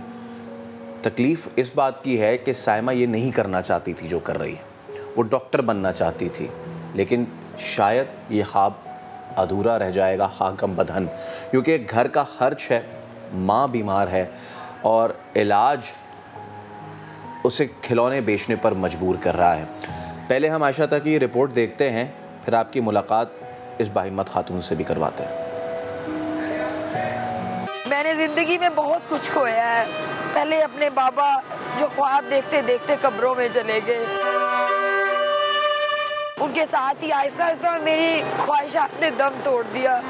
जब कोई भी आसरा नजर ना आया मुझे, कोई रिश्तेदार या कोई बहन भाई साथ खड़े होने के लिए दूर तक नजर नहीं आया मुझे, तो मैंने ये लिबास पहना और मैंने अल्लाह की दी हुई शक्ल जो है उसको बेशक्ल करके इस तरह इस गेटअप में मैं बाहर आ गई। जब घर से निकली इस गेटअप में तो मैंने अपने बहुत से भाइयों से थप्पड़ भी खाए। मैं भी इस मुल्क की बेटी हूँ, मैं भी किसी की बेटी, किसी की बहन हूँ। कोई मुझे यहाँ तमाचा रसीद करता और कोई मेरी विग खींच लेता, कोई मुझे यहाँ से खींचता और कोई से बुरे और मतलब ना कहने और सुनने वाले जुमले मुझ पे कसता। मेरा नाम साइमा है, मैं लाहौर की रहने वाली हूँ। रेंट पे रहते हैं। पहले कभी अपना था वालिद, तब मेरे जिंदा थे।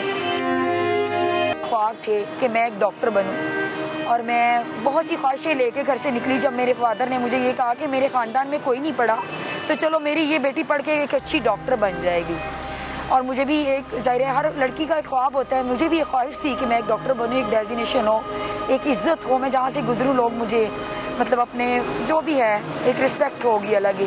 जॉब का भी कुछ अच्छा रिस्पॉन्स नहीं मिला मेरे पाकिस्तान में, बड़ी तकलीफ़, बल्कि मेरे लाहौर में बड़ी तकलीफ़ का सामना करते हुए मैं एक दिन आया कि मैं इतनी मजबूर हो गई कि मैं घर से ये सोच के निकली कि मैं भीख मांग के अपनी वालदा की मेडिसिन लेके आऊँगी। तो मैंने ये सोचा कि नहीं, उससे बेहतर ये है कि ये कर लिया जाए।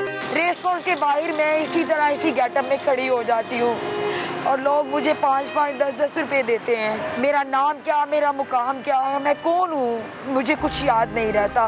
मैं एक लड़की हूँ, मुझे ये भी याद नहीं रहता कि मैं एक ऐसे घराने से हूँ जहाँ मैंने ये ख्वाब देखा था कि मैं एक डॉक्टर बनूंगी और मेरे हालात ने मुझे डॉक्टर नहीं, मुझे जोकर बना दिया। मैंने अपनी वालदा को 2-2 दिन भूखे देखा।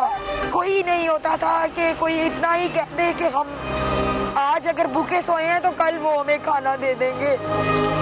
हमारे मोहल्लेदार गवाह है इस चीज़ के कि हम भूख में सोते रहे हैं माँ बेटी, और हमने कभी भी किसी के आगे हाथ नहीं फैलाया।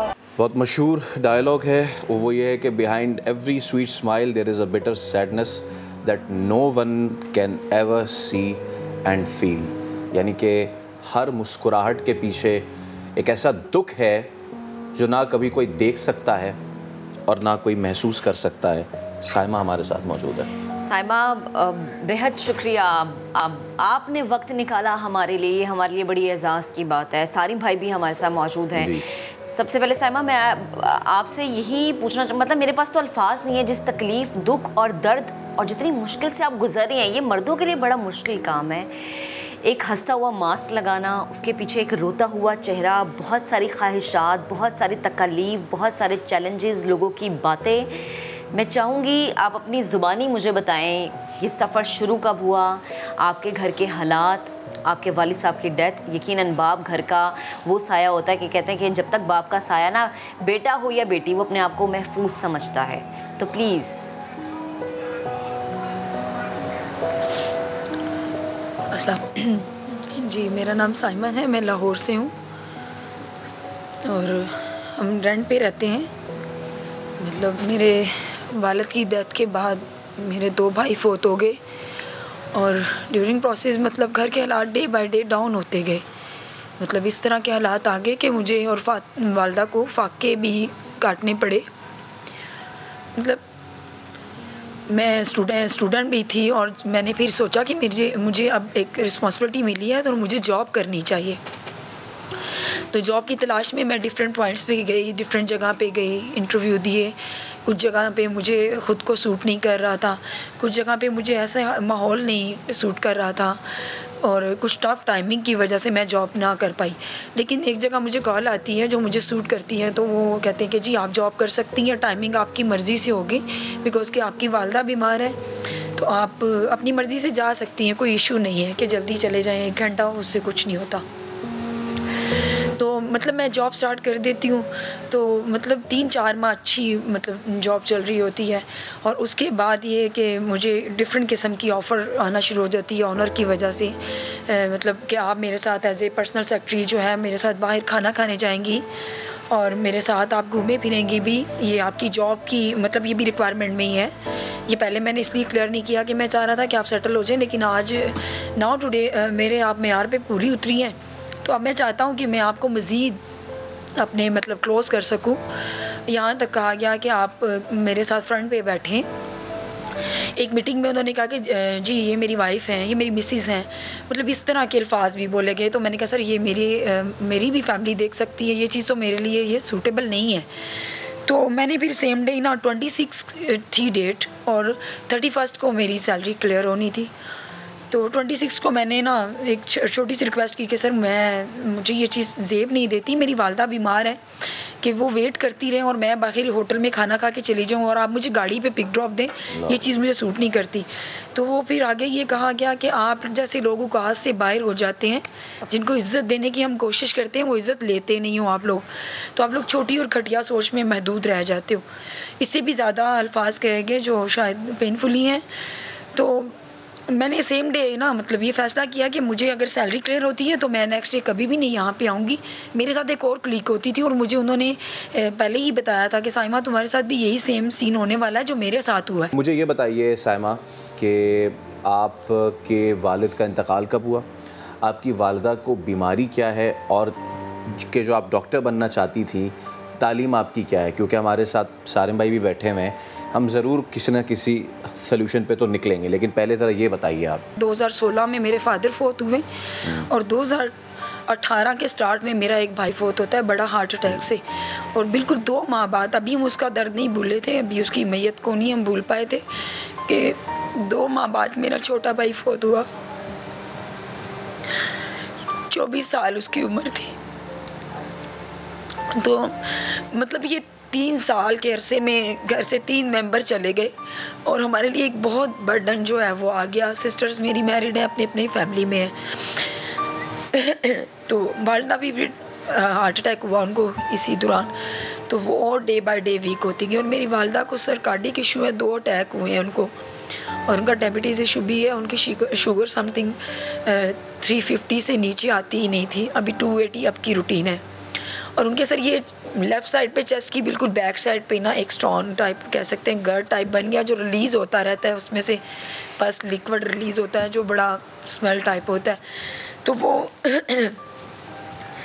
उनके इलाज के लिए मेरे लिए ज़रूरी था कि मैं फादर और भाइयों के बाद कुछ करूं, कोई जॉब करूं। जॉब का एक्सपीरियंस मुझे 2 जगह से डिसाइड करता है, तो तब मैं बुरी तरह डैमेज होगी कि मुझे क्या करना चाहिए। सही। तो मतलब मेरी वालिदा मेडिसिन से भी बैठी होती थी। अल्लाह। तो अच्छा, और ये अब आप मुझे बताइए, क्योंकि अल्फाज जो है वो कम पड़ते जाते हैं जब हम तकलीफ का अहाता जब हम अपने आप से शिकवा करते हैं कि आज हमें खाना अच्छा नहीं मिला, आज हम सड़क पे गए तो ट्रैफिक ज़्यादा मिला।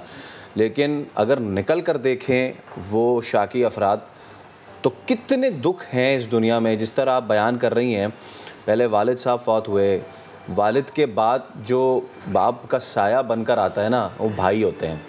एक भाई गया आपका, फिर छोटा भाई सबसे लाडला होता है, वो भी आपको छोड़ के चला गया।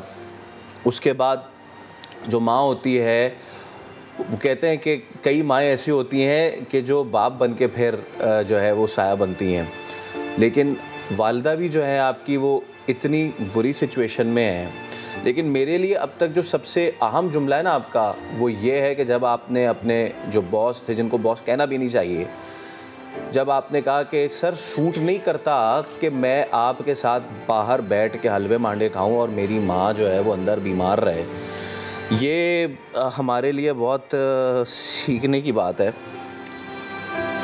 ये मुझे बताइए अब कि जब आप ये जोकर का जो भी आपने लिबादा गेटअप किया, आप बेचती हैं ये सारी चीज़ें और सब कुछ करती हैं, लोगों का रिस्पांस क्या आता है साइमा? क्योंकि मैं पैकेज देख रहा था, हम सब ने देखा, लोगों का रिस्पांस क्या आता है? लोग आपकी हिम्मत की दाद देते हैं? जो आपने अभी एक मर्द जो भेड़िया नुमा है ना, उसका ज़रा आपने जिक्र किया ना, अब ज़रा उन लोगों का जिक्र कीजिए जो आपके साथ सड़क पे जो आपको रिएक्शन देते हैं। सर स्टार्ट में जब मैं घर से निकली ना, तो मैं एक कॉर्नर पे खड़ी हो गई। मतलब मैं बिल्कुल, मुझे भी फील नहीं हुआ कि मैं एज ए जोकर ख़ुद को प्रमोट कर रही हूँ। एक बच्चे मतलब वो सारा मतलब मैंने उससे सीखा। जब मैं घर से निकली, एक बच्चा ये कर रहा था, तो मैंने उससे पूछा कि वो क्यों कर रहा है, तो उसने कहा जी फादर की डेथ के बाद में 2 सिस्टर हैं, वालिदा बीमार है, तो मैं ये कर रहा हूँ एज ए जोकर ना, तो बच्चों को इंटरटेन करके मैं घर खाना ले जाता हूँ इज़्ज़त से। तो उससे मुझे मतलब मैंने ये सीखा कि आप जब भी घर से निकलते हैं तो आपको कुछ लोग एक सबक सिखाते हैं। तो मुझे भी लगा कि 1 lesson more in my life, एक बच्चा मुझे इतना बड़ा सबक दे रहा है कि आप अपनी वालिदा के लिए कुछ भी कर सकती हैं। मैंने मेहनत को इसलिए प्रेफर किया कि मेरी वालिदा मुझे बहुत ब्रीफ करती हैं, वो मेरी अच्छी दोस्त हैं, मेरी माँ हैं, बल्कि मुश्किल और इतने टफ़ टाइम में हमने ये एक दूसरे का साथ दिया कि हम एक दूसरे के साथ मतलब बहुत सी बातें कर जाते हैं। तो मैं मतलब जिस दिन मेरी अम्मी को बारिशें हुई हैं, मेरी अम्मी को करंट पड़ा दीवार से, तो मुझे फ़ील हुआ अल्लाह ना करे आज वालदा को कुछ हो जाता तो देखिए कब्र की रात फिक्स है। तो मेरे पास इतने भी पैसे नहीं हैं कि मैं उनको ढाप सकती या कफन दफन कर सकती। अल्लाह ना करे, अल्लाह ना करे। अल्लाह सुब्हान तआला से मेरी दुआ है मेरी वालदा को कभी कुछ ना हो। तब मैं same day as a joker promote करते हुए ख़ुद को मैं जेल रोड के सामने, मेरी वालदा सर्विस में एडमिट थी, वहाँ के एक डॉक्टर उनको पता है, वहाँ मेरी वालदा एडमिट थी। तो मैं बाहर एज ए जोकर वो बच्चे के साथ आके खड़ी हो गई। तो कुछ लोगों ने मुझे 10 रुपीज़ दिए, पिक्स बनवाई और आहिस्ता आहिस्ता मैंने मतलब मुझे उस वक्त यकीन नहीं हुआ कि मैं वो बच्चे एकदम मेरी तरफ लपके और कुछ लोगों ने जुमले कसे और कुछ हंसने लगे। तो फिर मैंने अपने फेस पे हाथ लगाया कि वो मैं ये हूँ, तो इसलिए मुझे लोग मतलब इस तरह से डिफरेंट नज़र से देख रहे हैं। मैं एक मुजस्मा टाइप एक ज़िंदा लाश बन के ना, तब मुझे लगा कि साइमा तुम मर चुकी हो और ये जो है ये अपनी वालदा के लिए तुमने सब कुछ करना है। तब मुझे ये पॉइंट मिला कि नहीं, मुझे बच्चे के साथ मिल के मेहनत करनी। तो सेम डे में सर मैंने 350 जो मेरी मेडिसिन आ सकती थी वालदा की, मैंने वो वर्किंग की उस दिन। और मैं खुशी खुशी अपनी वालदा के पास वो गेटअप को छुपा के जाती रही कोई 15-20 दिन, और वालदा को कहा, तसल्ली दी, अम्मी मेरी जॉब लग गई है। तो उन्होंने कहा शुक्र है अल्लाह साडा भी कोई आसरा बने। साहिबा ये पहली दफ़ा ऐसा हुआ कि उनसे कुछ छुपाना पड़ा। जो स्टोरी आप जिस तरह से बयान कर रही हैं कि ये स्टार्ट आपने ऐसे लिया, हम ख़वातीन जब घरों से बाहर निकलते ना, कुछ ऐसी चीज़ें कि कोई किसी का हाथ लग रहा है या कोई जानबूझ के हाथ लगाने की कोशिश कर रहा है, ये हमारे मुआशरे का एक आम सा हिस्सा बन चुका है। और शायद मर्द समझता है कि जब तक हम ये नहीं कर लेंगे शायद इस सड़क से गुजरना हमारे लिए मुमकिन नहीं होगा। जिस जगह पे आप खड़ी होती हैं, जिस जगह का आप जिक्र कर रही हैं लाहौर की, वो जगह कि यहाँ पर बेपनाह रश होता है, यूनिवर्सिटीज़ हैं यहाँ पे, होटल्स हैं यहाँ पे। कोई एक ऐसी चीज़ जिसको याद करके या जो रात को सोने ना देती हो, कोई एक ऐसा जुमला या कोई एक ऐसा वाक़या जो कि आप किसी से डिस्कस ना करती हो, अपनी बहन समझ के मुझे अगर आप बताना चाहें कि वो चीज़ जो कि आपके दिल को धड़कने से रोक देता है, सोच को मफलूज कर देता है, एक सेकंड के लिए आपके रोंगटे खड़े हो जाते हैं। मैं जब घर से निकली और मतलब जोकर के गेटअप में मुझे बहुत कुछ मैं मतलब रोज़ टूटती थी। समझ लें कि मैं पिछले चौक पे टूट जाती थी और अगले चौक पे मुझे जोड़ा जाता था। मैंने यहाँ पे थप्पड़ भी खाए हैं, मतलब बाइक पे जाते हुए लोग अक्सर मुझे यहाँ पे थप्पड़ रसीद कर देते थे। उन्हें यही होता था कि like shemale and male person है ये कोई, तो थप्पड़ मारने पे उन्हें शायद सब्र नहीं आया। पान खाना, रैपर को फोल्ड करना और वो मुझे मार देना, या आइसक्रीम का कप मुझे मार देना। और एक दिन ऐसा होता है कि मैं सारा दिन 4-5 घंटे के बाद मैं 700-800 रुपया कमाती हूँ अपनी वालदा की मेडिसिन और दूध के लिए। तो मेरे पास एक बैग होता है, तो वो मेरा बैग छीन के ले जाता है वो लड़का बाइक पे, और अगले सिग्नल क्रॉस करके वो उसको फेंक देता है और मैं जोकर के गेटअप में और कुत्ते मेरे पीछे लग जाते हैं। तब मुझे एक अननोन पर्सन को पकड़ के ज़ोर से गिरफ्त करके कि सर प्लीज़ मुझे इन कुत्तों से थोड़ा सा आगे गुजार दें। तो वो मुझे बाद में याद आता कि मेरे फेस से कुत्ते डर रहे। मैंने जल्दी से वो गेटअप उतारा और उस आदमी ने मैंने उसको टच किया और उसने भी, लेकिन अल्लाह पाक उसको सलामत रखे। उसने मुझे कहा बेटे कोई बात नहीं, आप इधर खड़ी हो जाए, मैं देखता हूँ। सड़क पे जिन और कुछ लोगों ने मुझे बुरी तरह तोड़ा भी सड़क पे घूमते जिन जानवरों का तस्करा कर रही हैं, वो जो है ना इंसान उनसे बदतर है। हमारे साथ सारिम बन्नी भाई भी मौजूद हैं। सारिम भाई, हमने देखा मर्दों को यहाँ भी कई पार्क्स में, कई तफरीगाहों में कि वो आते हैं, उनकी भी कहानी बड़ी मुख्तलिफ होती है। एक कमरे के घर में, 2 कमरे के घर में अपने तकालीफ को छुपा के और चेहरे पे हंसी का मुखौटा पहन के लोगों को तफरी का ज़रिया फ़राहम करते हैं। ये पहला इस तरह का केस हम देख रहे हैं कि जहाँ खातून है, और जितनी भी बात की जाए कम है। मैं चाहूँगा कि आप इस पर ज़रूर बात करें। सबसे पहले तो आप सबा का, आपकी टीम का शुक्रिया अदा करूँगा कि, और मैं अपनी नाअहली कहूँगा कि मेरी इतनी बड़ी बातें और काम होते हुए मेरी एक बहन इस हाल के अंदर मौजूद है, मुझे क्यों नहीं पता चला इसका। मैं तो इसका सबसे पहले अफसोस करूँगा। दूसरा ये कि आपसे ये भी वादा करूँगा कि मैंने भी नंबर लिए हैं, आज से, कल की बात नहीं कर रहा, आज से ही सड़क पे नहीं होगी माशाअल्लाह, ये मेरा वादा है। इसको जो मैं कर सका, इसकी अगर तालीम आगे लेके चल सका तो तालीम लेके चलेंगे, माँ को संभाल सके, माँ को इसको कोई काम करा सके तो काम कराएंगे। ये आज से सड़क पे नहीं होगी। हम बहुत छोटे थे, बस पे जा रहे थे वालिदा के साथ, आज भी याद है, तो कोई खातून आती थी तो हमें अम्मी उठाती थी कि बेटा जगह दे दो। बिल्कुल। या कभी भी हमने ऐसा नहीं देखा कि माँ ने ही फ़र्क किया हो कि बेटी है, ये बेटा है, ये मर्द तो नहीं है।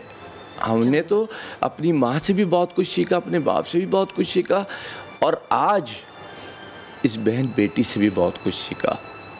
और मैं लोगों को यही कहता हूँ कि खुदा के वास्ते सड़क पे चलने वालों को भिखारी ना बनाओ। ऐसी बहुत बहन बेटियाँ हैं सड़क पे, हवस का निशाना ना बनाओ। मैं बताऊँ आपको, मैं उनको काबू करने की भी कोशिश करता हूँ कि उनको यहाँ से हटाऊँ, लेकिन जब दिन में 3-3, 4-4, 5-5 हज़ार रुपये भीख के मिल जाएंगे तो कौन इज्जत से बैठ के जो है ना 20-25 हज़ार रुपये महीने में गुजारा करेगा। और मसला सारा ये भी है इस सब के बीच में सारिम भाई, जो असल जो हिम्मत और हौसले की कहानी है ना, वो ये है कि साइमा आपको तमाम तर मुश्किलात आईं, और वो मुश्किलात जो बहुत सी ख़ातीन झिझकती हैं कहने में, आज आपने स्क्रीन के ज़रिए वो बात भी की। आपने ये भी बताया कि किस तरीके से अगर कोई आपको आसान राह की जानिब लेके जाने की कोशिश कर रहा है तो ये औरत के हाथ में है, औरत के बस में है।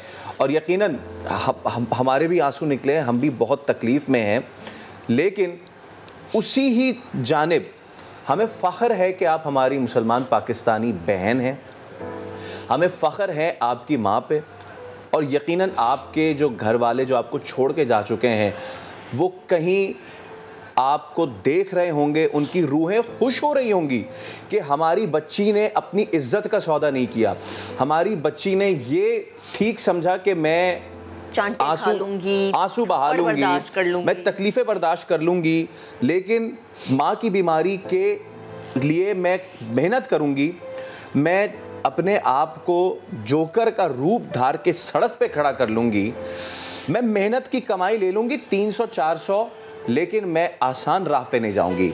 हमने कोशिश की है साइमा कि जैसे सारिम भाई ने भी वादा किया, मैं एक बार फिर बहुत शाकिर हूँ आपका कि आपने एक ऐसे वक्त में बहन के लिए हमारी आवाज़ बन के आए हैं कि हो सकता है कि उनको आगे कोई राह नज़र नहीं आ रही होगी।